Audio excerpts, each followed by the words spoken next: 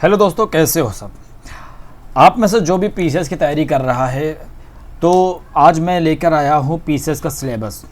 किसी भी competitive exams की तैयारी के पहले हमें उसका सिलेबस जानना बहुत ही ज़रूरी है, क्योंकि बिना सिलेबस के तैयारी करना, ये मान लो कि हमें पता ही नहीं है कि किस तरह से तैयारी करना है, रणनीति हमें पता नहीं चलेगी, एक रास्ता हमें पता नहीं चलेगा और हम उस अंधी दौड़ में शामिल हो जाएंगे।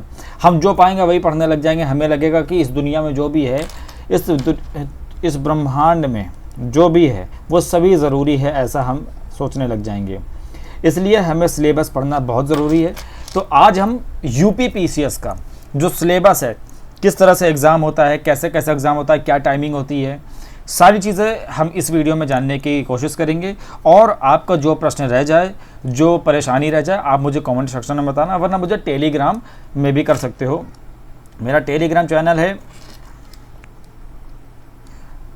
रोहन वाजपेयी, इस नाम से सर्च करना, मेरा चैनल आ जाएगा। ठीक है, आप मुझे वहाँ पर मैसेज कर सकते हो, बातें कर सकते हो, जो भी आपको पूछना हो। तो चलो बिना किसी टाइम वेस्टिंग के हम सबसे पहले यूपी का सिलेबस, यूपी पीसीएस का जो भी सिलेबस है उसको जानने की कोशिश करेंगे। तो आपको पता होगा कि इसका एग्ज़ाम कैसे होता है, नहीं पता तो मैं आपको सारी चीज़ें बता रहा हूँ। तो जो एग्ज़ाम है इसमें 3 चरण होते हैं।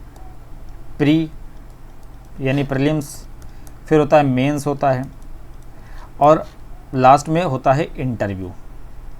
ठीक, जो प्री होता है वो ऑब्जेक्टिव होता है, आपको गोले भरने OMR शीट पे गोले भरने होते हैं। मेंस में आपको लिखना होता है, आपको प्रश्न दिए जाएंगे, उसे लिखना है। इंटरव्यू में आपका इंटरव्यू होगा। ठीक है, प्रारंभिक परीक्षा में सफल हुए अभ्यर्थियों के लिए मुख्य परीक्षा का आयोजन आयोग द्वारा निर्धारित विभिन्न केंद्रों पर किया जाएगा। यानी जो प्री निकाल लेगा उसी के लिए मेंस में बैठने के लिए मौका मिलेगा। मुख्य परीक्षा के अंतर्गत कुल 8 प्रश्न पत्र होते हैं, यानी कि टोटल 8 पेपर होते हैं मेंस में। कौन कौन से पेपर होते हैं अभी हम जानेंगे। जीएस के होते हैं 6 और सामान्य हिंदी 1 हिंदी का होता है। मेंस में इनको लिखना होता है, ये ऑब्जेक्टिव वाले नहीं होते। 1 होता है हिंदी का और 1 होता है निबंध का। ठीक, तो टोटल हो गए 8। मुख्य परीक्षा में सफल अभ्यर्थियों को आयोग के समक्ष साक्षात्कार यानी कि इंटरव्यू का मौका मिलता है। ठीक है,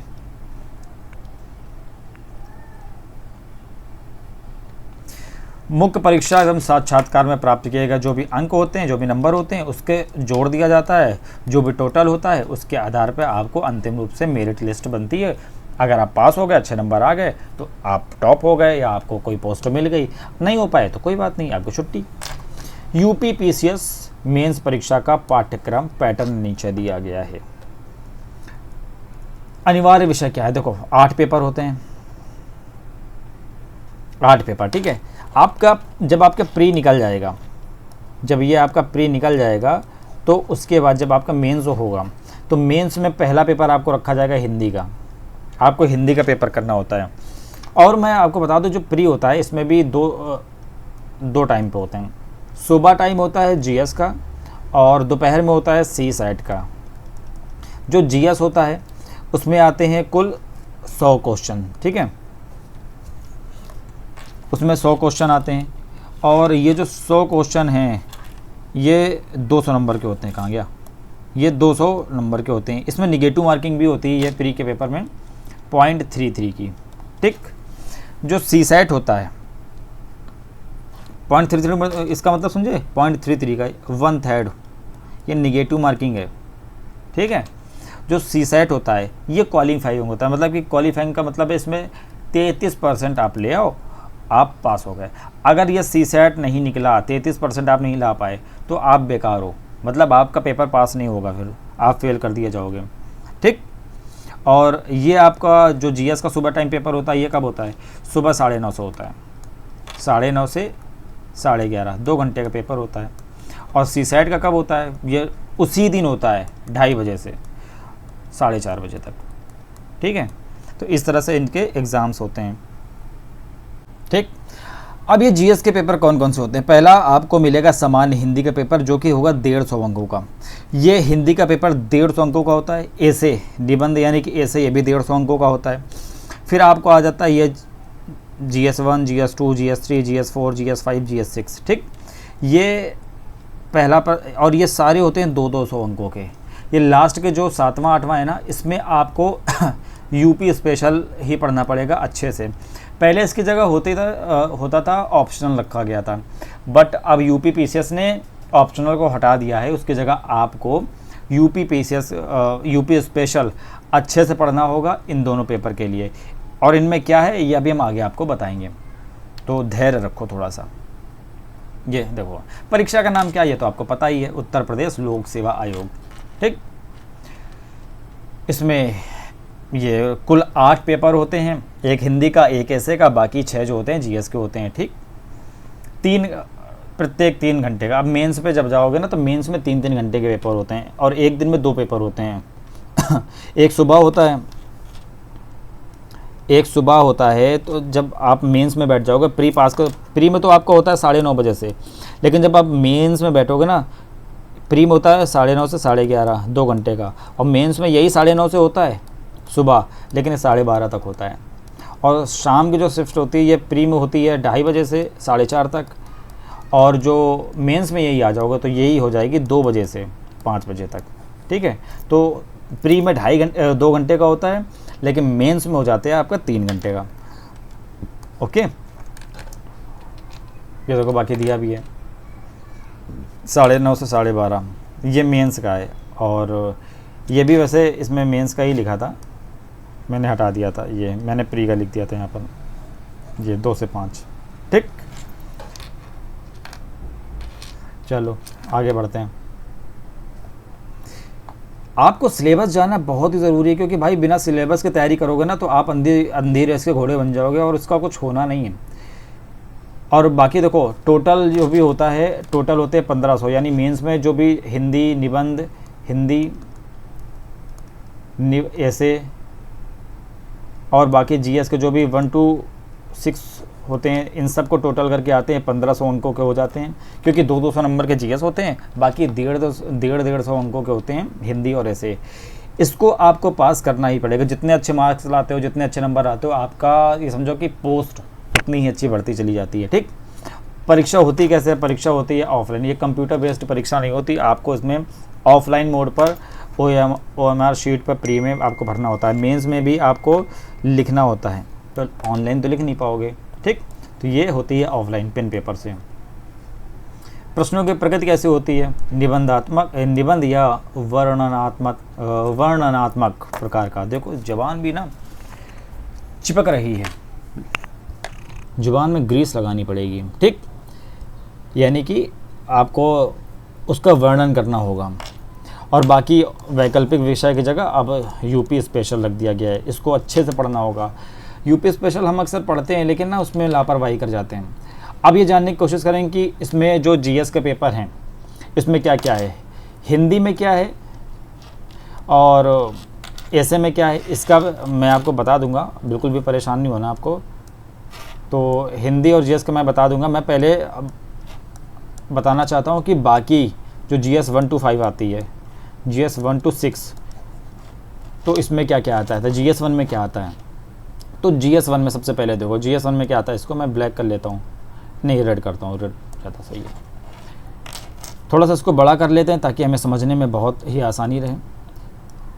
तो देखो आप जब मेंस में बैठ गए तो पहले आपको हिंदी का पेपर देना है, फिर आपको ऐसे का देना है, उसके बाद फिर आपका एग्ज़ाम होगा GS पेपर 1 का।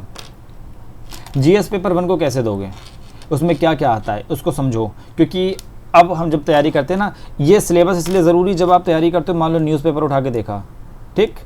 अब न्यूज़पेपर में कोई न्यूज़ ऐसी आई है जो आप रिलेट कर सकते हो अपने एग्ज़ाम से, आप अपने एग्ज़ाम के लिए उसके पॉइंट निकाल सकते हो, लेकिन आपको पता ही नहीं कि ये किस GS पेपर का है, तो आप वहीं अंधेरे में चले जाते हो। इसमें ये जो 1 2 3 4 ये लिखा है ना, इसको कहते हैं यूनिट, ठीक।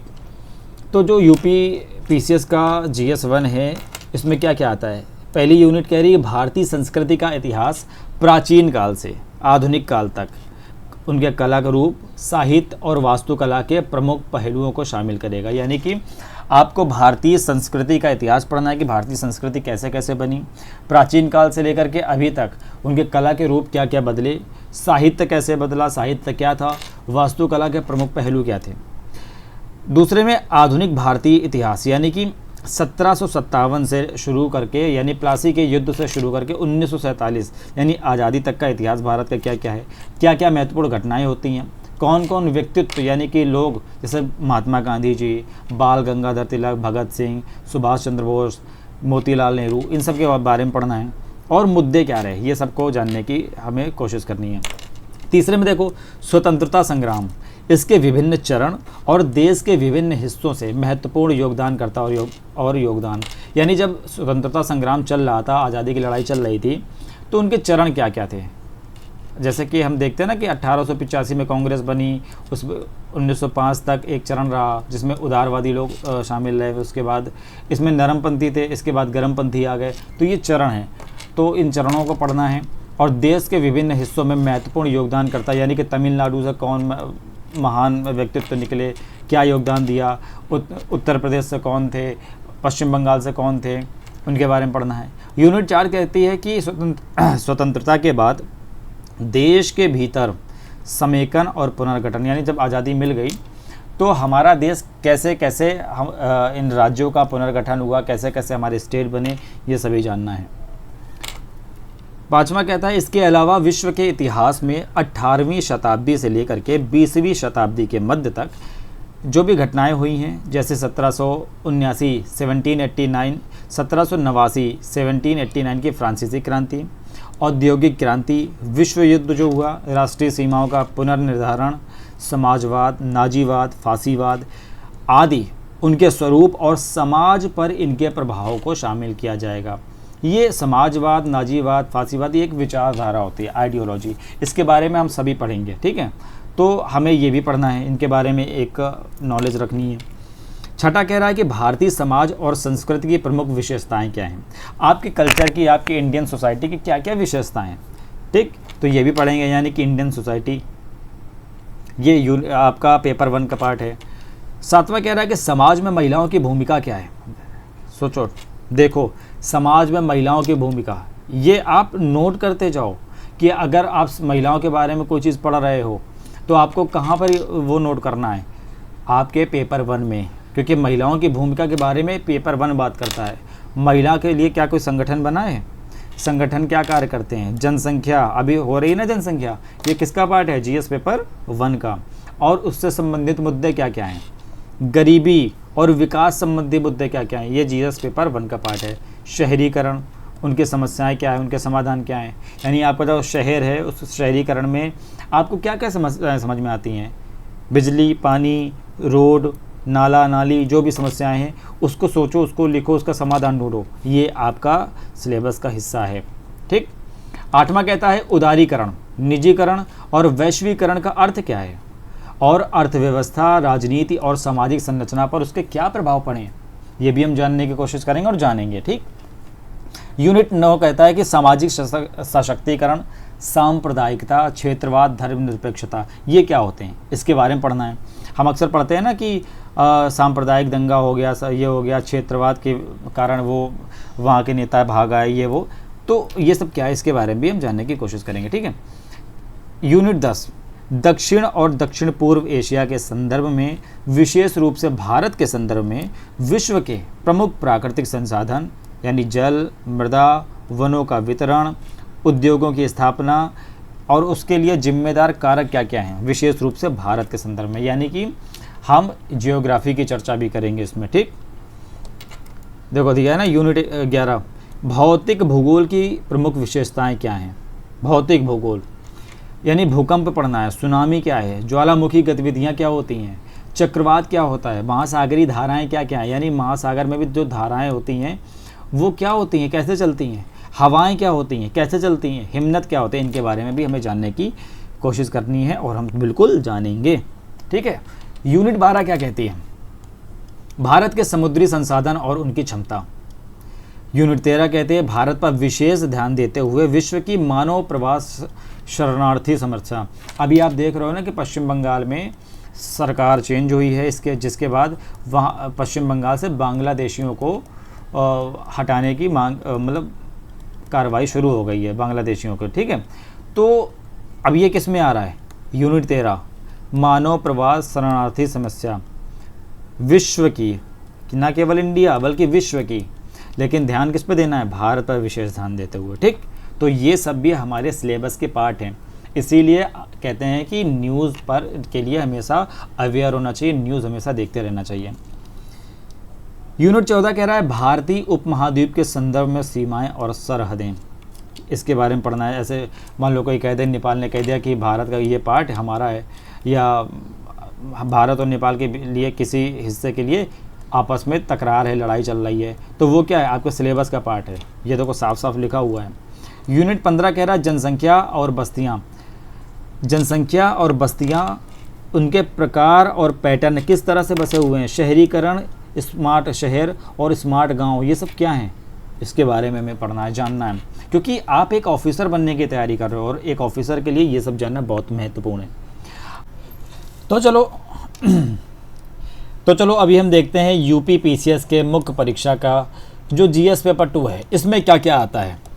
जीएस पेपर 2, इसमें यूनिट 1 क्या कहती है, यूनिट 1 कहती है कि भारतीय संविधान यानी कि जो आपका कॉन्स्टिट्यूशन है, इसका ऐतिहासिक आधार यानी कैसे कैसे बना है, इसका इतिहास क्या है, विकास, इसकी विशेषताएं, संशोधन क्या क्या हुए हैं, महत्वपूर्ण प्रावधान इसमें कौन कौन से हैं, और इसकी मूल संरचना के बारे में, संविधान के मूल प्रावधान के विकास में सर्वोच्च न्यायालय यानी कि सुप्रीम कोर्ट की क्या भूमिका है, ये हमको पढ़ना है। यानी कि आपको जो पॉलिटी का सेक्शन है ना, ये आपका जीएस पेपर 2 में है, और ये बात आपको नोट डाउन करनी भी है, क्योंकि ये ज़रूरी है कि कौन सा विषय हमें किस जीएस के पार्ट के तौर पे पढ़ना है, ठीक।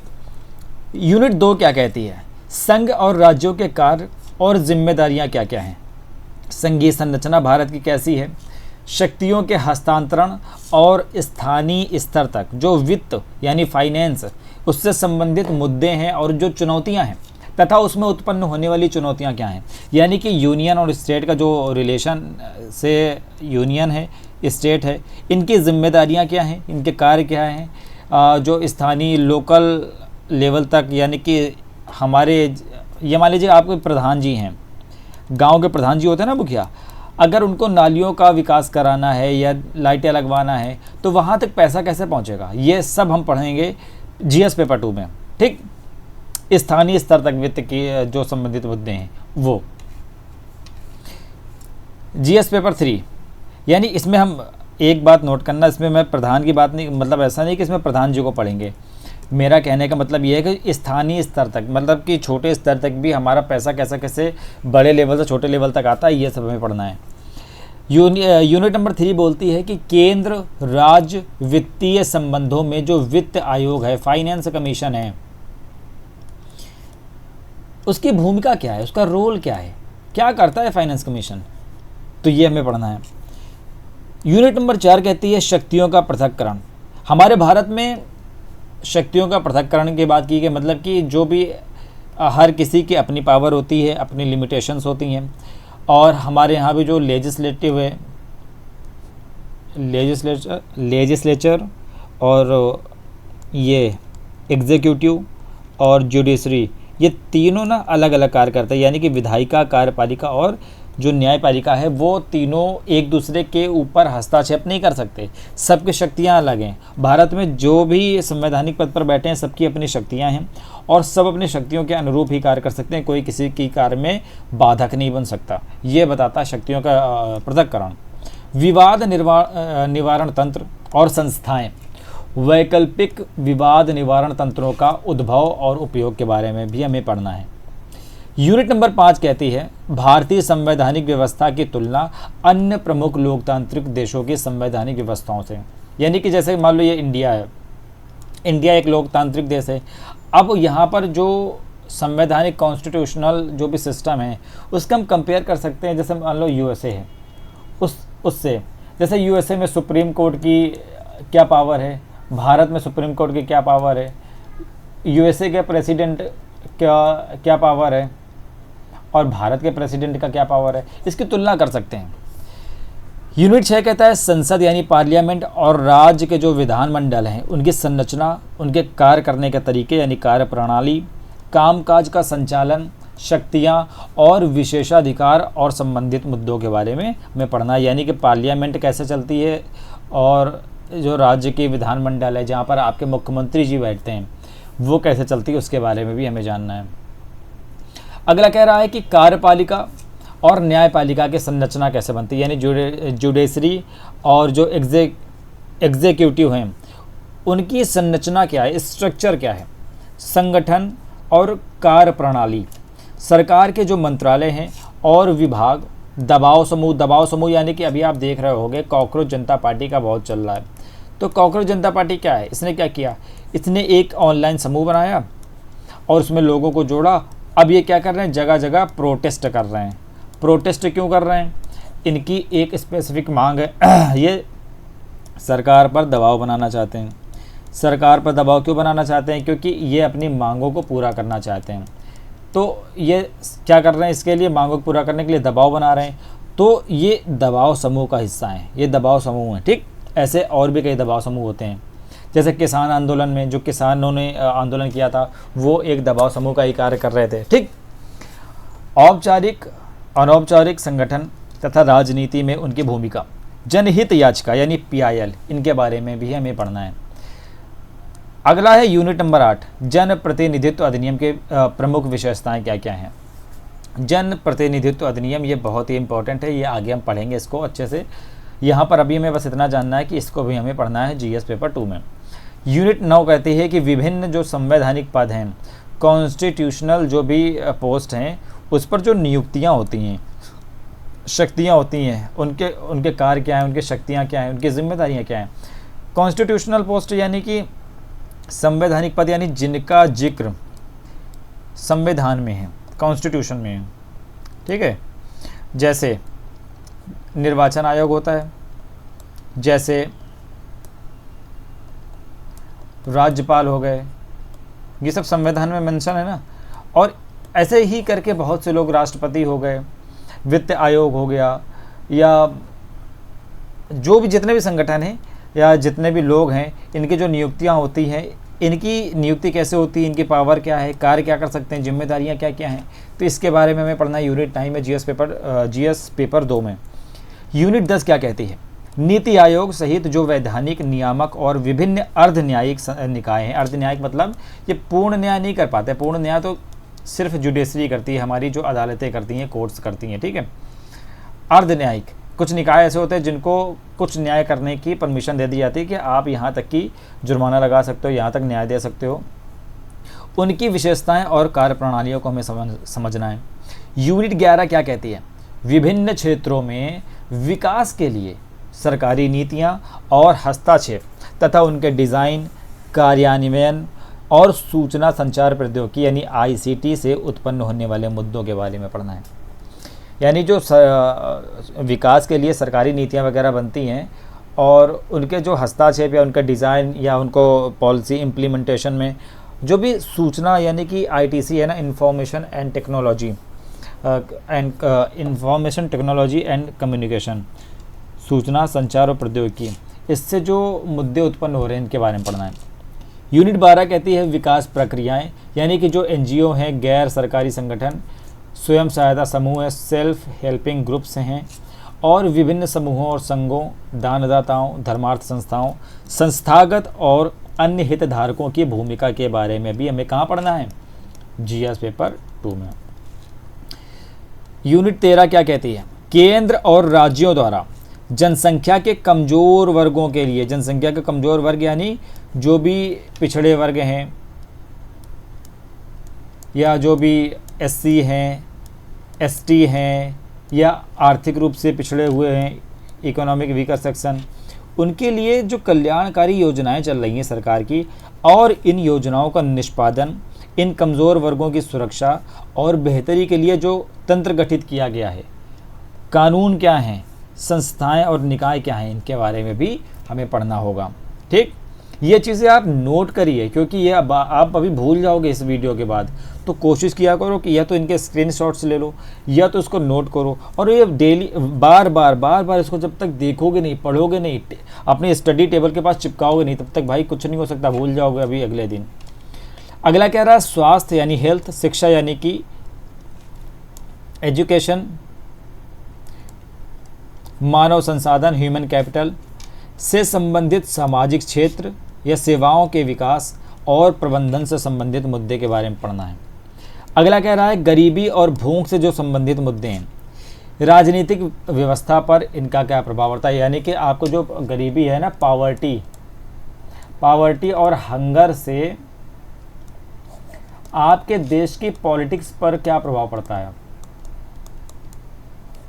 यही मान लो क्वेश्चन पूछ दिया कि ये बताइए कि आपके देश में गरीबी और भूख है, और इनसे तो आप इन मुद्दों से आपकी देश की राजनीति व्यवस्था पर क्या प्रभाव पड़ता है। ये तो सीधा सीधा देख लो, सिलेबस भी यही बोल रहा था कि भाई पढ़ लो, नहीं पढ़ा अब वहाँ पर कैसे लिखोगे, पढ़ा होगा तो बढ़िया से लिख के आओगे। यूनिट 16 क्या कहती है, शासन के महत्वपूर्ण पहलू, पारदर्शिता और जवाबदेही। शासन यानी गवर्नेंस, ठीक है, गवर्नेंस के महत्वपूर्ण पहलू, पारदर्शिता और जवाबदेही।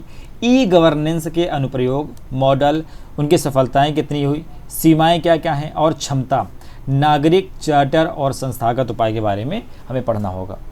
अगला यूनिट कहता है उभरते रुझानों के संदर्भ में लोकतंत्र में सिविल सेवाओं की क्या भूमिका। सिविल सेवा जिसकी आप तैयारी कर रहे हो, आप अगर बन जाते हो एक ऑफिसर, तो आप किस तरह से लोकतंत्र में पार्टिसिपेट कर सकते हो, अच्छी भागीदारी निभा सकते हो। आपको सोचना है, पढ़ना है और बताना भी है। अगला यूनिट कहता है भारत और उसके पड़ोसी देशों के साथ संबंध कैसे, यानी इंटरनेशनल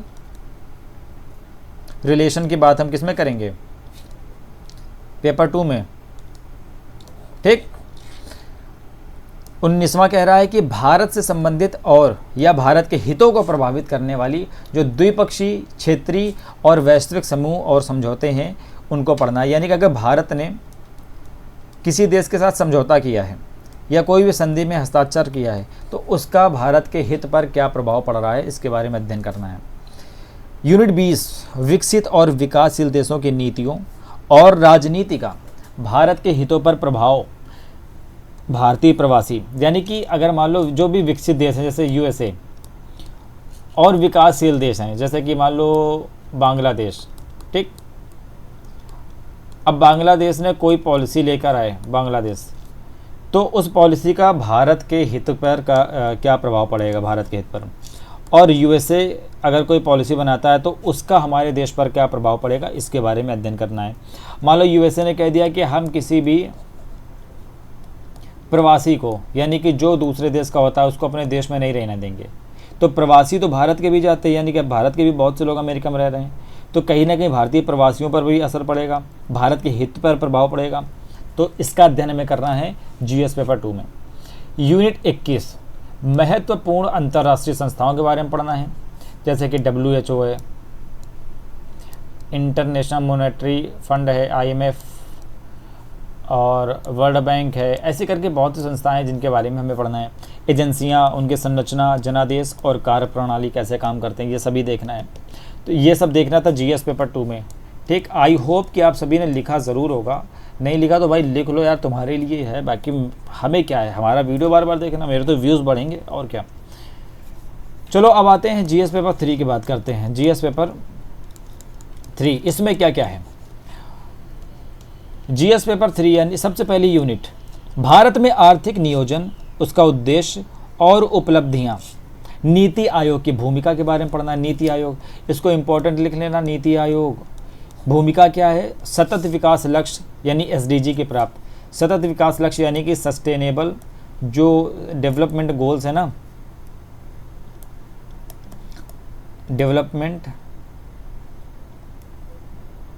गोल्स, ये क्या होते हैं इसके बारे में हम आगे पढ़ेंगे। कितने होते हैं इसके बारे में हम जानेंगे, और भारत ने किन किन सस्टेनेबल डेवलपमेंट गोल्स को अचीव कर लिया है या उनसे उसको पाने में करीब है।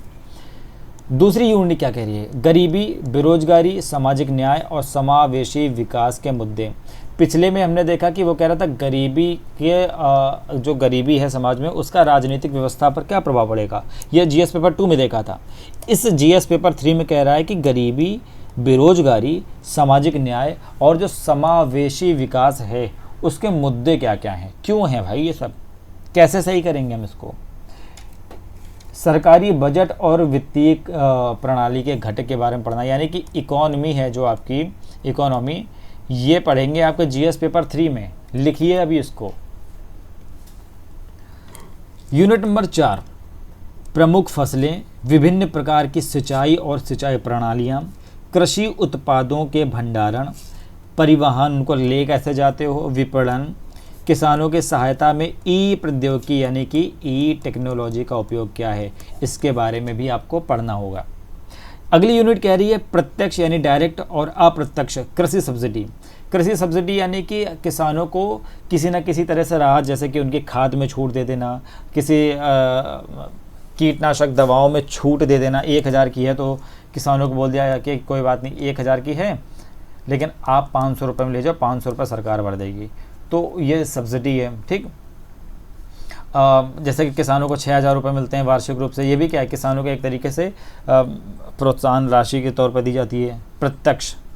और न्यूनतम समर्थन मूल्य यानी एमएसपी से संबंधित मुद्दों के बारे में पढ़ना है।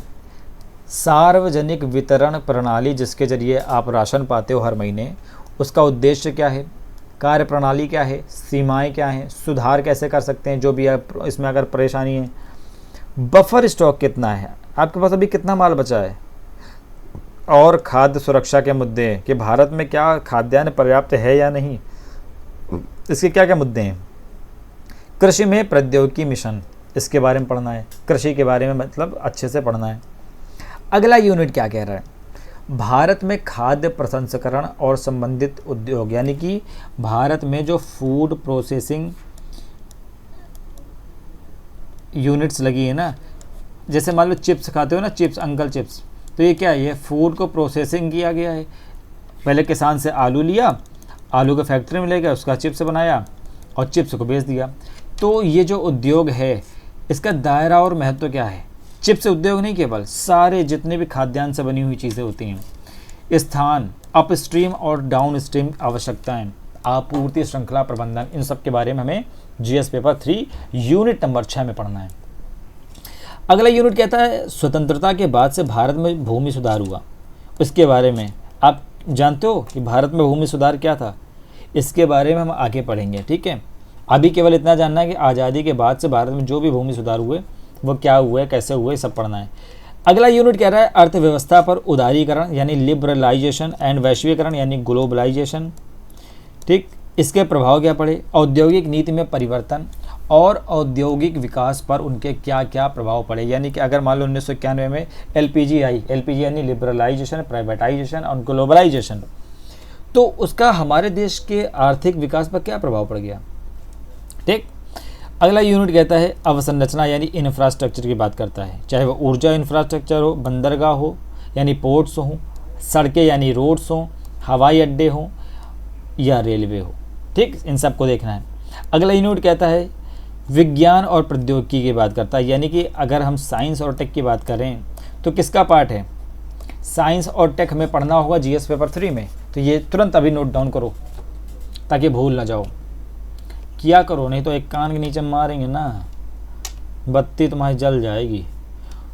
विज्ञान और प्रौद्योगिकी, रोजमर्रा की जिंदगी और राष्ट्रीय सुरक्षा में विकास और अनुप्रयोग, भारत की विज्ञान और प्रौद्योगिकी नीति कैसी है, यानी कि रोज़ हम डेली बेसिस पे जो भी टेक्नोलॉजी यूज करते हैं, नेशनल सिक्योरिटी में हम कौन कौन सी टेक्नोलॉजी यूज़ कर सकते हैं, भारत की विज्ञान और प्रौद्योगिकी पॉलिसी है वो क्या है, उसके बारे में पढ़ना है। अगला यूनिट कह रहा है विज्ञान और प्रौद्योगिकी में यानी साइंस और टेक्नोलॉजी में भारतीयों की क्या उपलब्धियां हैं, यानी भारतीयों ने कोई योगदान दिया भी है कि नहीं, ये हम जानेंगे। प्रौद्योगिकी का स्वदेशीकरण, नई प्रौद्योगिकी का विकास, प्रौद्योगिकी यानी टेक्नोलॉजी का हस्तांतरण यानी ट्रांसफ़र, दोहरे और महत्वपूर्ण उपयोग वाली प्रौद्योगिकियाँ। अगला यूनिट कह रहा है सूचना और संचार प्रौद्योगिकी और अंतरिक्ष प्रौद्योगिकी यानी कि स्पेस टेक्नोलॉजी के बारे में पढ़ना है।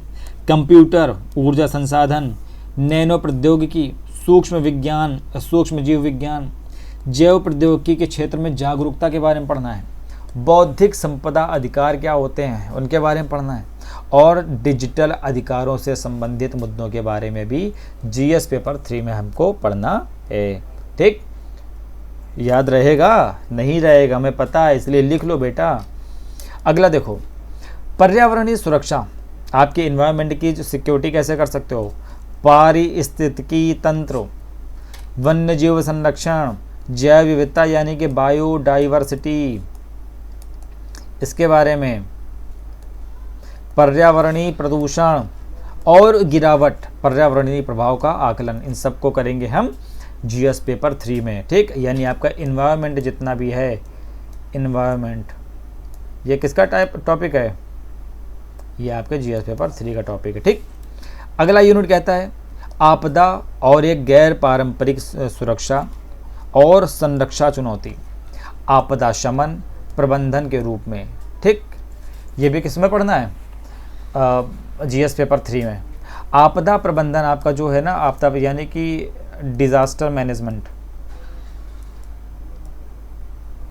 ये आपको टॉपिक पढ़ना होता है जीएस पेपर 3 में। ठीक, अगला यूनिट देखो, अंतर्राष्ट्रीय सुरक्षा की चुनौतियां क्या हैं, परमाणु प्रसार के मुद्दे क्या हैं, उग्रवाद के कारण क्या है और उसका प्रसार क्या है, संचार नेटवर्क यानी कि संचार नेटवर्क, मीडिया और सोशल नेटवर्किंग की भूमिका, साइबर सुरक्षा की मूल बातें यानी साइबर सुरक्षा क्या होती है, साइबर सुरक्षा से हम खुद को कैसे सुरक्षित रख सकते हैं, इन सब की बातें, मनी लॉन्ड्रिंग क्या होती है, मानव तस्करी क्या है, इनके विषय में चुनौतियाँ क्या है, इन्हें कैसे रोक सकते हैं, ये सभी कुछ पढ़ना है जीएस पेपर 3 में। अगला यूनिट देखो, भारत की आंतरिक सुरक्षा चुनौतियाँ यानी कि अगला है इंटरनल जो सिक्योरिटी है, ये किसका पार्ट है, जीएस पेपर 3 का पार्ट है। आतंकवाद, भ्रष्टाचार, उग्रवाद और संगठित अपराध, ये सब क्या होते हैं, संगठित अपराध यानी कि कोई संगठन के जरिए अगर कोई अपराध किया गया तो वो संगठित अपराध है। ये क्या होते हैं, इन सब के बारे में हम पढ़ेंगे जीएस पेपर 3 में। जीएस पेपर 3 के यूनिट नंबर 17 में भारत में सुरक्षा बलों और उच्च रक्षा संस्थानों की भूमिका के बारे में पढ़ेंगे, उनका प्रकार और जनादेश के बारे में भी पढ़ेंगे। अगला है कृषि, बागवानी, वानिकी और पशुपालन से संबंधित मुद्दे क्या क्या हैं। ठीक, इन सब के बारे में हम जीएस पेपर 3 में पढ़ेंगे। तो ये तो हमारी होगी जीएस पेपर 3 की बात। उम्मीद है कि आप सभी ने ध्यान से ज़रूर सुना होगा, और ना सुना हो तो दोबारा सुनो भाई, बार बार सुनो, ये तुम्हारे लिए ज़रूरी है। अगला जीएस पेपर 4, ठीक है, ये क्या है, इसमें क्या क्या चीज़ें, इसमें आपने सुना ही होगा एथिक्स के बारे में, इसी में बेसिकली एथिक्स की बात की जाती है। और एथिक्स क्या है, इस चीज़ को हम समझेंगे। पहली यूनिट देखो, नैतिकता और मानवीय संबंध, मानवीय क्रियाओं में नैतिकता का सार क्या है, यानी कि आपके जो इथिकल वैल्यूज़ हैं, आप कितने, देसी भाषा में समझो कि आप कितने इंसान हो, इंसानियत है कि नहीं आप में। बात बात में हम लोग कहते हैं ना कि अबे भैया तुम्हारे में इंसानियत मर गई है क्या। न्यूज़ आती है इंसानियत हुई शर्मसार, 23 साल के युवक ने 4 साल की बच्ची के साथ किया दुष्कर्म। ये क्या है, इंसानियत को शर्मसार कर रही है ना। तो इंसानियत क्या है, यही इनकी जो इथिकल वैल्यूज़ है मर चुकी थी इस जो बलात्कारी था। तो समझे, तो इसीलिए कहते हैं आप कोई भी काम करो तो आप में नैतिकता होनी चाहिए। इसीलिए हमें शुरू में स्कूल्स में भी ना नैतिक शिक्षा पढ़ाई जाती थी। निर्धारक तत्व और परिणाम क्या है, नैतिकता के आयाम क्या क्या हैं, निजी और सार्वजनिक संबंधों में नैतिकता, यानी कि आपका निजी मामला हो या सार्वजनिक हो या पब्लिक लाइफ हो आपकी, सब में आपको नैतिकता दिखानी होगी। मानवीय मूल्य, महान नेताओं, सुधारकों और प्रशासकों के जीवन और शिक्षाओं से सीख, यानी कि कोई भी महान नेता है, प्रशासक है, कोई भी महान आदमी है, उसके बायोग्राफी पढ़ो, उसके जीवन से सीखो। ठीक है। मूल्यों को विकसित करने में परिवार, समाज और शैक्षणिक संस्थानों की क्या भूमिका है। आप अगर परिवार में रहते हो या जिस सोसाइटी में रहते हो या जिस स्कूल या कोचिंग संस्थान में पढ़ते हो, वो आपकी वैल्यूज़ को कैसे विकसित कर रही हैं, क्या क्या वैल्यूज़ बना रही हैं। ठीक, मान लो कोई ऐसी सोसाइटी है जहाँ पर महिलाओं को एक, ये समझो कि दास समझा जाता है, वहाँ पर महिलाओं को घर से निकलने की इजाज़त नहीं है, तो वो आपके अंदर कैसी वैल्यूज़ बनाएंगी, पितृसत्तात्मक वाली, कि यार नहीं, महिलाएं तो दास हैं, इनको बाहर नहीं निकलने देना है, इनको घर में दास बना कर रखो, घर में आओ तो पैर दबाओ, खाना बनवाओ, बस इतना ही काम है इनका, समझे। तो ये इन सब का हमारे वैल्यूज़ पर क्या क्या प्रभाव पड़ना है, ये सब हमें यूनिट 1 में पढ़ना है, जीएस पेपर 4 में। यूनिट 2 दृष्टिकोण की बात करता है, नज़रिया, विषय वस्तु, संरचना, इनका कार्य, इसका प्रभाव और विचार एवं व्यवहार से संबंध क्या है। नैतिक एवं राजनीतिक जो दृष्टिकोण है, सामाजिक प्रभाव है उसका और अनुनय है, इसके बारे में भी हमें जीएस पेपर 4 में पढ़ना है, ठीक है। अगला कह रहा है सिविल सेवा के लिए योग्यता और मूलभूत जो मूल्य हैं, वैल्यूज़ हैं, सत्यनिष्ठा, निष्पक्षता और गैर पक्षपात है। मुझे नहीं लगता कि इन शब्दों को भी मुझे डिकोड करना पड़ेगा, आपको ये पता होगा ये सत्यनिष्ठा क्या है, निष्पक्षता क्या है, गैर पक्षपात क्या है, ये सब आपको पता होगा, ठीक है। वस्तुनिष्ठता, सार्वजनिक सेवाओं के प्रति समर्पण, सहानुभूति, सहिष्णुता यानी सहनशीलता और कमज़ोर वर्गों के प्रति करुणा, ये सब क्या है, ये सिविल सेवा के लिए योग्यताएं हैं, ठीक। ये होनी ही चाहिए आप में, आप ऑफिसर बनो ना बनो, लेकिन ये सब आपके अंदर होना ही चाहिए। अगला कह रहा है भावनात्मक बुद्धिमत्ता यानी इमोशनल इंटेलिजेंस की बात कर रहा है, ठीक है। यानी अवधारणा और आयाम इसके क्या है, प्रशासन और शासन में इमोशनल इंटेलिजेंस की उपयोगिता क्या है और अनुप्रयोग, यानी कि भावनात्मक बुद्धिमत्ता, आप अपने इमोशनल इंटेलिजेंस से कैसे सिचुएशन को हैंडल करोगे, ठीक है, हैंडल करोगे। अगला यूनिट है भारत और विश्व के जो नैतिक विचारक और दार्शनिक हैं, जो भी फिलोसोफर्स हैं, उनके बारे में पढ़ना है और उन्होंने क्या योगदान दिया है भारत में या विश्व में, तो उनके बारे में थोड़ा थोड़ा देखना है। अगली यूनिट कह रही है लोक प्रशासन में लोक या नागरिक सेवा मूल्य और नैतिकता, इसकी स्थिति और समस्याएं, सरकारी और निजी संस्थानों में नैतिक चिंताएं और दुविधाएं, नैतिक मार्गदर्शन के स्रोत के रूप में कानून, नियम, विनियम और विवेक, जवाबदेही और नैतिक शासन के बारे में बात कर रहा है। शासन में नैतिक मूल्यों को मजबूत करना, अंतर्राष्ट्रीय संबंधों और वित्त पोषण में नैतिक मुद्दे क्या होते हैं, कारपोरेट प्रशासन कैसे होता है, इन सब के बारे में भी हमें पढ़ना होगा। यानी लोक प्रशासन में या लोक या नागरिक सेवा में मूल्य और नैतिकता होनी चाहिए। अगला यूनिट कह रहा है कि शासन में सत्यनिष्ठा होनी चाहिए, अर्थात लोक सेवा की अवधारणा, शासन, सत्यनिष्ठा, इसका दार्शनिक आधार क्या है। सूचना साझाकरण और सरकार में पारदर्शिता होनी चाहिए।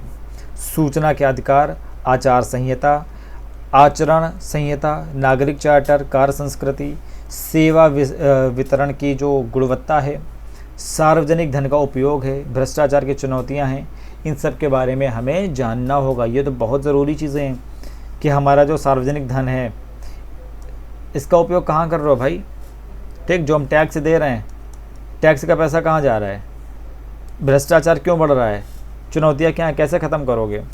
और ये जो मुख्य चीज़ है केस स्टडी, आपको कोई केस दिया जाए कि मान लीजिए आप फलानी जगह ऑफिसर हैं, आपका ये काम है और ये कोई केस आ जाता है, ऐसे ऐसे आपको हैंडल करना है, तो बताइए आप कैसे इसको हैंडल करोगे, ठीक। अगला आ गया जीएस पेपर 5, यानी कि अब यहाँ से शुरू होता है यूपी का भाग। जीएस पेपर 5 और जीएस पेपर 6, ये आपको इसमें यूपी का पढ़ना है। पहले इन दोनों पेपर की जगह होता था आपको एक कोई ऑप्शनल चूज़ करना होता था, लेकिन अब इसको ऑप्शनल को हटा दिया गया, इसकी जगह इसको ले आया गया है। तो चलो जानते हैं कि जीएस पेपर 5 में क्या है।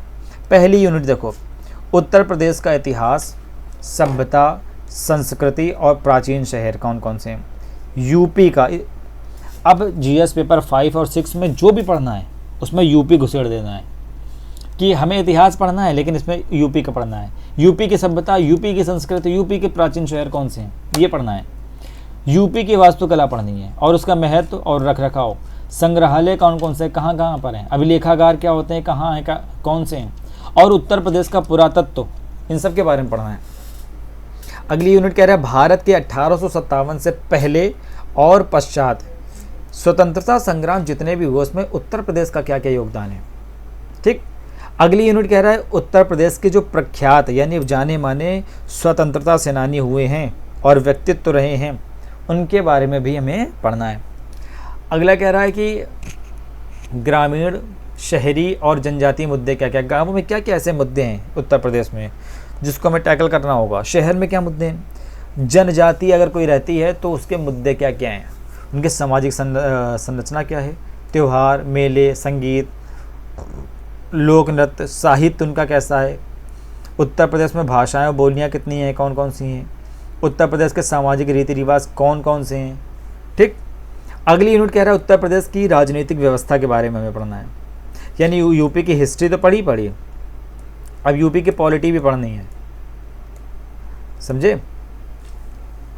तो शासन के बारे में पढ़ना है, शासन कैसे चलता है, राज्यपाल, मुख्यमंत्री, मंत्रिपरिषद, राज्य विधानसभा और राज्य परिषद के बारे में पढ़ना है।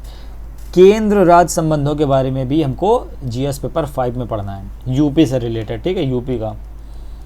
अगला कह रहा है कि यूनिट नंबर 7 लोक सेवा आयोग, लेखा परीक्षा, महाधिवक्ता, उच्च न्यायालय यानी हाई कोर्ट और उत्तर प्रदेश में जो उनका अधिकार क्षेत्र है इन सबको भी बारे में हमें पढ़ना होगा। अगली यूनिट कह रही है विशेष राज्य चयन मानदंड, राजभाषा, संचित निधि और आकस्मिक निधि, राजनीतिक दल और उत्तर प्रदेश का राज्य चुनाव आयोग, इन सब के भी बारे में हमको किसमें पढ़ना है, जीएस पेपर 5 में यानी यूपी के पहले पेपर में। अगली देखो, अगला यूनिट क्या कह रहा है, स्थानीय स्वशासन, शहरी और पंचायती राज। अब इसमें पढ़ना है आपके यहाँ जो प्रधान जी हैं, प्रधान जी कैसे बने, कोई तो संस्था होगी ना, कैसे वो चुनाव कराती है, कैसे इसका चुनाव होते हैं, आपका जो महापौर है, पार्षद, इसके बारे में कैसे क्या पढ़ोगे, उत्तर प्रदेश की बात कर रहा हूँ। ठीक, इन सब के बारे में पढ़ना है। लोक नीति, उत्तर प्रदेश में अधिकारों से संबंधित मुद्दे क्या हैं, इन सब के बारे में हमें यूनिट 9 जीएस पेपर 5 यानी कि यूपी का पहला पेपर। ठीक। अगला यूनिट देखो, सुशासन, गुड गवर्नेंस जिसको बोलते हैं, भ्रष्टाचार उन्मूलन यानी भ्रष्टाचार को ख़त्म करना, लोकायुक्त, नागरिक चार्टर, ई शासन यानी ई गवर्नेंस, सूचना का अधिकार, निवारण नीति, इन सब के भी बारे में हमें पढ़ना है। अगली यूनिट देखो, भूमि सुधार और उत्तर प्रदेश में इसका क्या प्रभाव है। ठीक, भूमि सुधार जो आया था ना, इसका उत्तर प्रदेश में क्या प्रभाव पड़ा ये हमें जानना है। अगली यूनिट कह रही है उत्तर प्रदेश में सुरक्षा से संबंधित क्या क्या मुद्दे, सिक्योरिटी से संबंधित मुद्दों की बात कर रहा है, यानी जो डेवलपमेंट है, विकास है और उग्रवाद है, इसके प्रसार में प्रसार के बीच संबंध क्या है।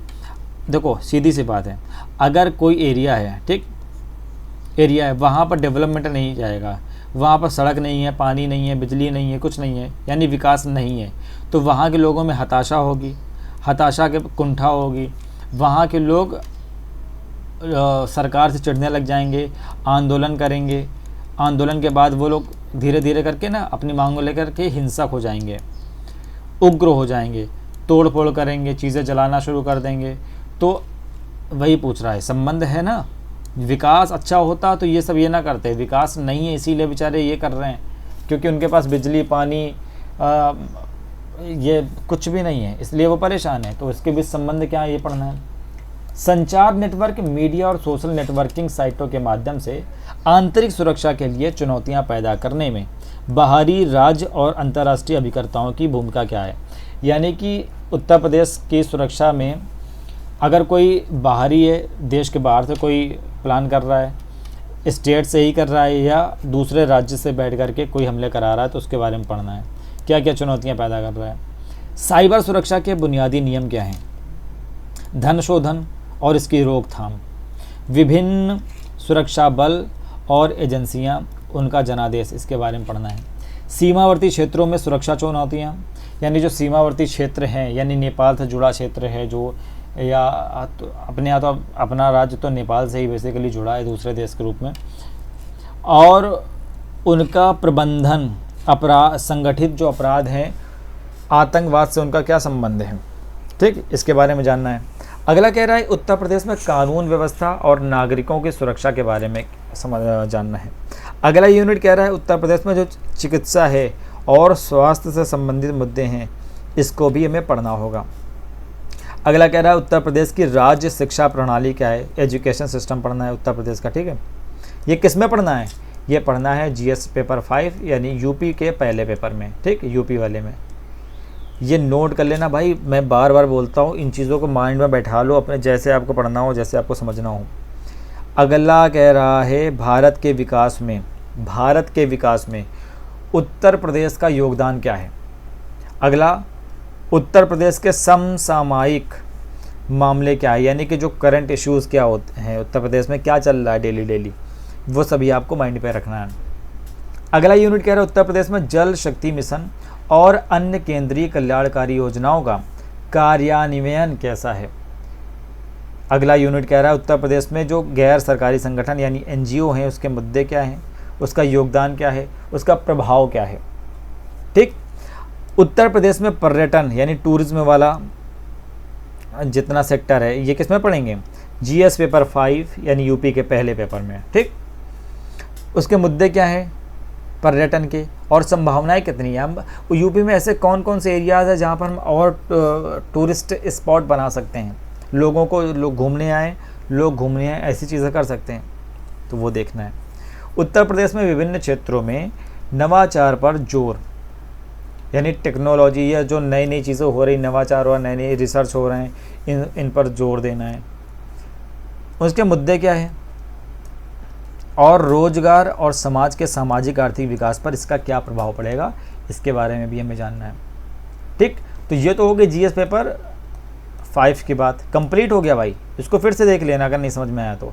अब हम बात करेंगे फाइनली और जीएस पेपर 6 की। ठीक, जीएस पेपर 6 इसमें क्या क्या है, इसमें कह रहा है कि उत्तर प्रदेश की अर्थव्यवस्था का अवलोकन यानी कि यूपी की जो इकोनॉमी है ये हम पढ़ेंगे जीएस पेपर 6 में। अर्थव्यवस्था की मुख्य विशेषताएं क्या हैं, राज्य का बजट, स्टेट बजट, अवसंरचना और भौतिक संसाधनों का महत्व के बारे में बात करेंगे। अगली यूनिट क्या कह रही है, उत्तर प्रदेश का व्यापार, वाणिज्य और उद्योग, इनके बारे में आपको जानना होगा। उत्तर प्रदेश सरकार की जो जन कल्याण, मानव संसाधन, कौशल विकास के लिए जो योजनाएं चलाई हैं, परियोजनाएं चलाई हैं और नियोजित विकास है, इन सब के भी बारे में आपको पढ़ना होगा। यानी यूपी की सरकार ने कौन कौन सी ऐसी योजनाएं चलाई हैं जिससे लोगों का कल्याण हो सकता है, जिससे ह्यूमन कैपिटल जो है और अच्छी निखर सकती है, जिससे रोजगार बढ़ सकते हैं। अगला कह रहा है उत्तर प्रदेश में निवेश, मुद्दे और प्रभाव। अभी जैसे कि सीएम योगी जापान गए थे ना, और आपने भी पढ़ा होगा कि जापान से इतने लाख करोड़ रुपए का निवेश योगी जी लेकर के आए उत्तर प्रदेश में। तो यही निवेश की बात है, कैसे कैसे कहाँ कहाँ पर निवेश हो रहा है, ये आपको ध्यान में रखना है। अगला यूनिट कह रहा है सार्वजनिक वित्त और राजकोषीय नीति, टैक्स यानी कर और आर्थिक सुधार के बारे में पढ़ना है। उत्तर प्रदेश सरकार की एक जिला एक उत्पाद नीति के बारे में, यानी कि 1 डिस्ट्रिक्ट 1 प्रोडक्ट, ये जो पॉलिसी लाए हैं ना, इसके बारे में हमें अच्छे से पढ़ना है कि कौन सा डिस्ट्रिक्ट किस प्रोडक्ट के लिए जाना जाता है। अगला कह रहा है उत्तर प्रदेश के नवीकरणीय यानी कि जो नए बन जाते हैं, जैसे सौर ऊर्जा, ठीक, और गैर नवीकरणीय ऊर्जा यानी कि जो नए नहीं बनते, जैसे पेट्रोल, डीजल, संसाधनों की योजनाओं प्रबंधन के बारे में पढ़ना है। अगला यूनिट में कह रहा है उत्तर प्रदेश की जनसांख्यिकी, जनसंख्या और जनगणना में को हमें पढ़ना है। ठीक, अगला यूनिट कह रहा है उत्तर प्रदेश में जो कृषि होती है उसका व्यवसायीकरण और कृषि फसलों का उत्पादन के बारे में पढ़ना है, यानी यूपी में कौन कौन सी फसलें होती हैं, उसका व्यवसायीकरण क्या हुआ है, ठीक, कहाँ कहाँ पर किस किस प्रकार की फसल उग सकती है। अगला यूनिट कह रहा है यानी यूनिट नंबर 9 उत्तर प्रदेश में जो नई वन नीति आई है उसके बारे में। ठीक, यूनिट नंबर 10 कहता है उत्तर प्रदेश में कृषि और सामाजिक वानिकी के बारे में पढ़ो बेटा। अगला कह रहा है कृषि विविधता, कृषि संबंधी समस्याएं और उत्तर प्रदेश में उसके समाधान, यानी कि अगर आप एक फार्मर हो और फार्मर के रूप में आप क्या क्या परेशानी महसूस करते हो। खेतों के लिए क्या बीज महंगे हो गए हैं, क्या कीटनाशक दवाइयाँ महंगे हैं, क्या पानी नहीं मिल रहा है, क्या आपको और भी जो फार्मिंग इक्विपमेंट्स है वो नहीं मिल रहे हैं। तो ये क्यों नहीं मिल रहे हैं, इसको कैसे लोगों तक पहुंचाया जा सकता है, इन सब के बारे में आपको पढ़ना है। ठीक, अगला यूनिट कह रहा है विभिन्न क्षेत्रों में उत्तर प्रदेश के विकास के सूचकांक, यानी जो यूपी है वो विभिन्न इंडेक्सेस में कौन कौन से स्थान पर आ रहा है, ये सभी हमें इन पर नज़र बनाए रखनी होगी। अगला यूनिट कह रहा है उत्तर प्रदेश का भूगोल, यानी जियोग्राफी की बात कर रहा है। यूपी के भौगोलिक स्थिति क्या है, यूपी जो है, यूपी स्टेट, ये कितने लॉन्गिट्यूड कितने लॉन्गिट्यूड में है और किस तरह से कितने अक्षांश पर बैठा हुआ है, या कितना अक्षांश पर है, कितने देशांतर पर है, लॉन्गिट्यूड पर है, कितने लैटिट्यूड पर है। ठीक है, ये सभी जानना होगा हमें। ठीक, अगला कह रहा है कि इसकी उत्तर प्रदेश का भूगोल, भौगोलिक स्थिति, भू आकृति, यानी कि उत्तर प्रदेश में कहाँ कहाँ पर कैसी भू आकृति है, कहीं पहाड़ है, कहीं समतल ज़मीन है, कहीं पथरीली ज़मीन है। ठीक, बुंदेलखंड में अलग ज़मीन है और गंगा किनारे अलग ज़मीन है, तराई रीजन में अलग ज़मीन है, उसको पढ़ना है। जलवायु कैसी उत्तर प्रदेश की, सिंचाई सुविधाएं कैसी हैं, खनिज कौन कौन से मिलते हैं, जल निकास प्रणाली कौन कौन सी है, वनस्पतियाँ कौन कौन सी हैं, ये सब के बारे में हमें पढ़ना है जीएस पेपर 6 में। ठीक, अगला कह रहा है यूनिट नंबर 14 उत्तर प्रदेश के राष्ट्रीय उद्यान, नेशनल पार्क्स कौन कौन से हैं उत्तर प्रदेश में, और जो वन्यजीव अभ्यारण्य हैं, वाइल्ड लाइफ सेंचुरीज हैं, वो कौन कौन से हैं, उसको देखो, याद करो, पढ़ो, किस नदी के किनारे हैं, कौन कौन से जानवर मिलते हैं। अगला यानी यूनिट नंबर 15 उत्तर प्रदेश का परिवहन नेटवर्क, रोड पर सड़क परिवहन मंत्री जानते हो ना कौन है, नितिन गडकरी जी, अमेरिका जैसी रोड है। ठीक, याद रखना। परिवहन नेटवर्क कैसा है, यानी अगर क्या यूपी में एक्सप्रेसवे बन रहे हैं, हाँ जी बन रहे हैं, तो ये सब क्या परिवहन नेटवर्क ही तो है। ठीक, अगला देखो यूनिट नंबर 16 उत्तर प्रदेश के विद्युत संसाधन, अवसंरचना और औद्योगिक विकास, इसके बारे में पढ़ना है। अगला यूनिट कह रहा है उत्तर प्रदेश में जो प्रदूषण है, पॉल्यूशन है और पर्यावरण से संबंधित जो मुद्दे हैं, प्रदूषण नियंत्रण बोर्ड है और उसके कार्य हैं, ये सब क्या है। ठीक, अगला यानी 18वां यूनिट कह रहा है उत्तर प्रदेश के प्राकृतिक संसाधन कौन कौन से हैं, कैसे हैं, मृदा कैसी है, जल कैसा है, वायु, वन, घास के मैदान आदि भूमियाँ कहाँ हैं, कैसी हैं, क्या नाम है उसका, ये सब के बारे में आपको जानना है।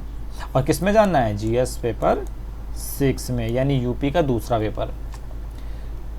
यूनिट नंबर 9 उत्तर प्रदेश में जलवायु परिवर्तन और मौसम के पूर्वानुमान के संबंधित मुद्दे क्या क्या हैं, इसको पढ़ना है। ठीक है, अगला यूनिट कह रहा है पर्यावास और पारिस्थितिकी तंत्र के बारे में, उसकी संरचना, उसके कार्य, समायोजन, उत्तर प्रदेश के संदर्भ में वनस्पति और जीव जंतु, यूपी में कौन कौन कैसी कैसी वनस्पति पाई जाती है, कैसे जीव जंतु हैं, ये सब पढ़ना है। अगली यूनिट कह रहा है विज्ञान और प्रौद्योगिकी, यानी कि साइंस और टेक, ये किस में बात करोगे, जीएस पेपर 6। विज्ञान और प्रौद्योगिकी वो अलग थी जो मैंने पहले बताया, जीएस पेपर 3 में वो देश की थी, ओवरऑल देश की या कहीं और भी खोजी गई हो। इसमें पढ़ना है जो साइंस टेक, वो उत्तर प्रदेश के को लेकर के पढ़ना है। ठीक, उत्तर प्रदेश में इसके मुद्दे और प्रगति और प्रयास क्या क्या चल रहे हैं वो पढ़ना है। अगला यूनिट कह रहा है उत्तर प्रदेश में मत्स्य पालन, अंगूर की खेती, रेशम उत्पादन, पुष्प उत्पादन, बागवानी, वृक्षारोपण, इसके बारे में, और उत्तर प्रदेश के विकास पर इसका क्या प्रभाव पड़ता है। यानी यूपी में अगर मत्स्य पालन होता है, अंगूर की खेती होती है, रेशम उत्पादन होता है, पुष्प उत्पादन होता है, बागवानी होती है, वृक्षारोपण होता है, तो इसका उत्तर प्रदेश के विकास यानी डेवलपमेंट पर क्या प्रभाव पड़ेगा भाई, ये बताना है, ये जानना है मैं। और ये जानोगे तभी जब चीज़ों को अच्छे से पढ़ोगे भैया, पढ़ोगे। अगला यानी यूनिट नंबर 23 उत्तर प्रदेश के विकास के लिए सार्वजनिक निजी भागीदारी का विकास, यानी पीपीपी क्या है, ये पब्लिक प्राइवेट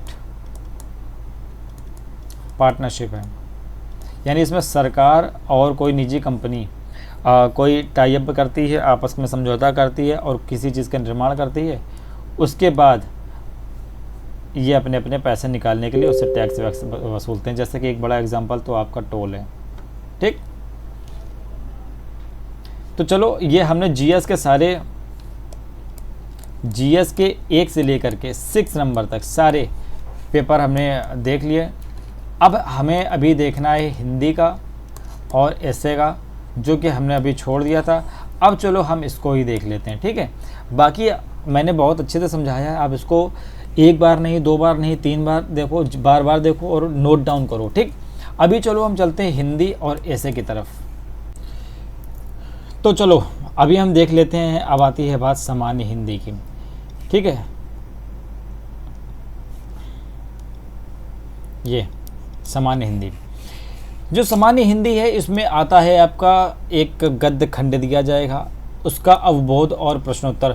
एक गद्य खंड दिया जाएगा, फिर उससे आपके प्रश्न पूछे जाएंगे, प्रश्न निकाले जाएंगे और उसको आपका उत्तर देना है कि कौन सा सही है, कौन सा गलत है, ठीक है। ये आप प्रीवियस ईयर का जब क्वेश्चन पेपर देखोगे ना, तो आपको और अच्छे से समझ में आएगा। संक्षेपण आता है, यानी कि कोई आपको पैराग्राफ दिया गया, अब उसको संक्षेप में लिखना है।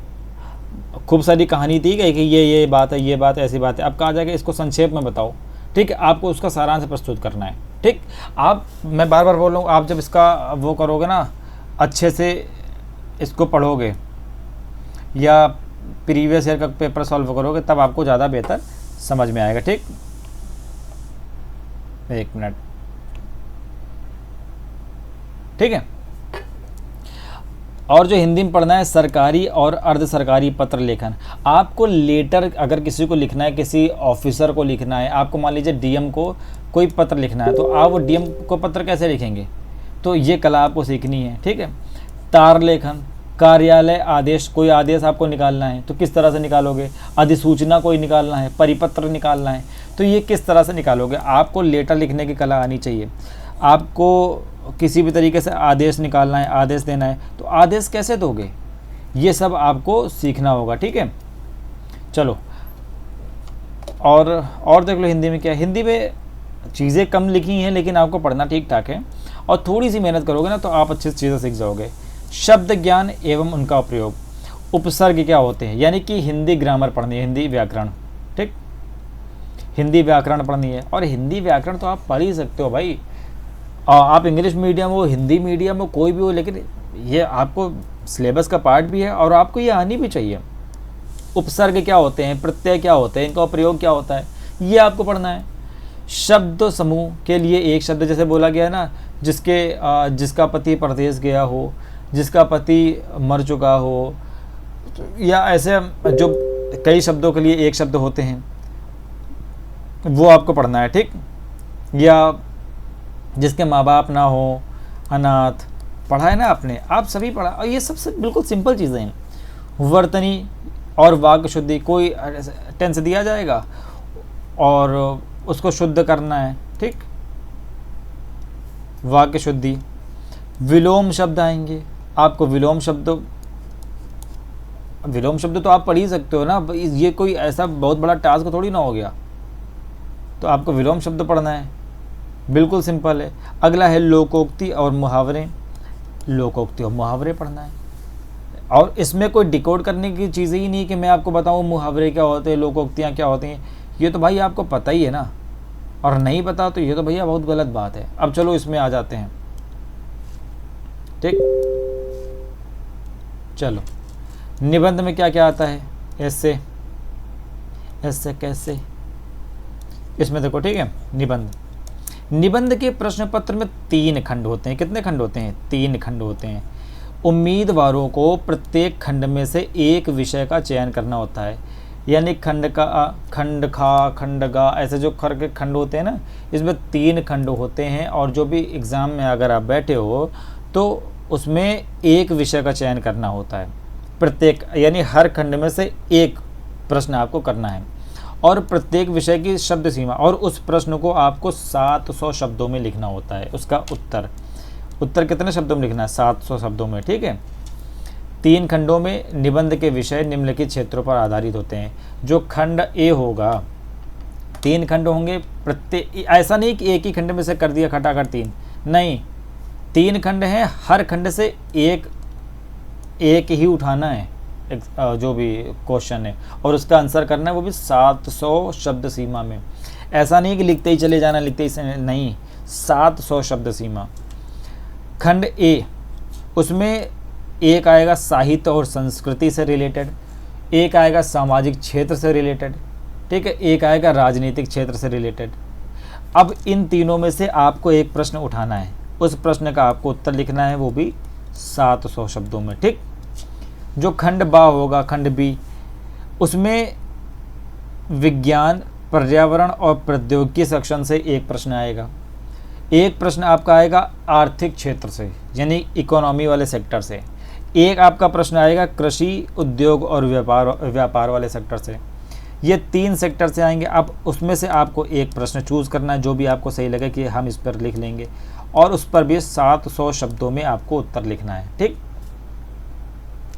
आप 20-25 शब्द इधर उधर हो सकते हैं। अब ऐसा नहीं कि 700 का है तो 1000 शब्दों में लिख दो। 1000 में लिखोगे आपका ही टाइम किल होगा, और ऐसा भी नहीं कि 700 शब्दों सीमा में लिखना है तो आप उसको 400 में ही लिखाओ, ये मज़ा नहीं आएगी। जो अगला खंड है, तीसरा खंड, खंड सी, उसमें एक प्रश्न आएगा राष्ट्रीय और अंतर्राष्ट्रीय घटनाओं से। एक आएगा प्राकृतिक आपदाएं, भूस्खलन, भूकंप, सुनामी, सूखा आदि, इनसे रखा जाएगा, ठीक। और एक आएगा आपका राष्ट्रीय विकास कार्यक्रम और परियोजनाएं आपके देश में जो जो भी चल रही हैं। इन तीनों सेक्शन से एक 3 क्वेश्चन दिए जाएंगे। अब इसमें से आपको इसमें से भी एक प्रश्न उठाना है और इस प्रश्न का उत्तर देना है, वो भी 700 शब्दों में। समझ गए? यानी कि आपको सेक्शन दिए हैं, बता दिए गए, हर खंड में 3-3 क्वेश्चन होंगे, उसमें से एक क्वेश्चन आपको चूज़ करना है। हर खंड में से एक क्वेश्चन चूज़ करना है, उसको 700 शब्द सीमा में लिखना है, ठीक। समझ गए? Very simple. इसीलिए मैंने इसको ऐसे और हिंदी को बाद में रखा था कि ये तुरंत हो जाएंगे। तो अभी मैंने आपको जीएस भी सारा समझा दिया, हिंदी भी बता दिया, ठीक, ऐसे भी बता दिया, और सारा सिलेबस बता दिया, पैटर्न बता दिया, कैसे कैसे आते हैं, क्या क्या आता है। तो अब आपको ये सिलेबस पूरा पढ़ लो भाई, इसको लिख लो, नोट कर लो, चिपका लो, और अब अच्छे से जुट जाओ 6 दिसंबर की तैयारी में। 6 दिसंबर की तैयारी यानी कि आपका पीसीएस का एग्ज़ाम, ठीक है। अब आपको सिलेबस के तहत तैयारी करनी है और फास्ट तैयारी करनी है, ठीक। तो बिना किसी बकवास के, बिना किसी बहस के, हम आपसे अभी बाय बोलते हैं। फिर से मिलेंगे जल्दी ही, और वीडियोस बराबर देखते रहिए, और जो भी परेशानी हो, जो भी क्वेश्चंस हो, आप मुझसे पूछिए टेलीग्राम चैनल पर। मैं टेलीग्राम चैनल पर हूँ, तो टेलीग्राम चैनल पर आप मुझसे बेधड़क आकर के मैसेज कर सकते हैं, मुझसे बात कर सकते हैं, ठीक है। और टेलीग्राम चैनल पे आओगे कैसे? टेलीग्राम चैनल पर आना बहुत आसान है। टेलीग्राम पर जाइए, मेरा नाम डालिए, मेरा नाम आप सभी को पता है, रोहन वाजपेयी, ठीक है। प्यारी सी डीपी आएगी उस मेरी ही, और मेरी डीपी यानी आपको शायद पता नहीं होगा, चलिए मैं आपको बाद में दिखाऊंगा, अभी थोड़ा सा प्राइवेसी है, ठीक। और चलिए आइए, रोहन वाजपेयी के नाम से उसमें मैसेज कीजिए, या इसी में कमेंट सेक्शन में बता दीजिए, कोई भी प्रश्न हो मैं उसका आपको उत्तर दे दूंगा। चलिए बहुत बहुत थैंक यू आपको जुड़ने से। मिलते हैं अगले वीडियो में, तब तक के लिए आप अपना ख्याल रखिए। जय हिंद, बाय बाय।